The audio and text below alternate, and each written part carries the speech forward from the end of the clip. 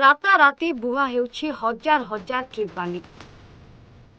ପୁରୀରୁ କୋଣାର୍କ ଯିବା ରାସ୍ତାର ଜଙ୍ଗଲ ପଛରୁ 3ରୁ 4ଟି ସ୍ଥାନରୁ ମାଫିଆ ମାନେ ହଜାର ହଜାର ଟ୍ରିପ୍ ବାଲି ସବୁଦିନ ଚଳାଚଳ କରୁଥିବା ଅଭିଯୋଗ ହୋଇଛି। କିନ୍ତୁ ଆଶ୍ଚର୍ଯ୍ୟର କଥା, ଏ ବାବଦରେ କୌଣସି ପ୍ରଶାସନିକ ଅଧିକାରୀଙ୍କ ପାଖରେ ଖବର ନାହିଁ। ସ୍ଥାନୀୟ ଲୋକେ ସନ୍ଧ୍ୟା ହେଲେ ରାସ୍ତା ଦେଇ ଯାଞ୍ଚ କରିବାକୁ ଡରୁଛନ୍ତି, କାରଣ ଅନେକ ସମୟରେ ଦ୍ରୁତ ଗତିରେ ଆସୁଥିବା ବାଲି ବୋଝେଇ ଟ୍ରକ୍ ବହୁ ଅଘଟଣମାନ ଘଟାଇଥିବା ନଜର ରହିଛି।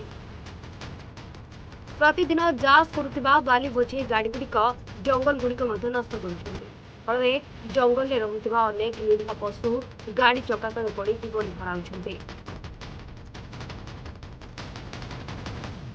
ପ୍ରତିଦିନ ଏମିତି ଅନେକ ଘଟଣା ସାମ୍ନାକୁ ଆସୁଛି, ମାତ୍ର ସବୁ ଦେଖି ସବୁ ଜାଣି ପ୍ରଶାସନ, ଯାହାକୁ ନେଇ ସାଧାରଣରେ ପ୍ରଶ୍ନବାଚୀ ସୃଷ୍ଟି ହୋଇଛି। ତେବେ ଦେଖିବାକୁ ବାକି ରହିଲା ପ୍ରଶାସନ ଏ ବାବଦରେ କି କାର୍ଯ୍ୟାନୁଷ୍ଠାନ ଗ୍ରହଣ କରୁଛି।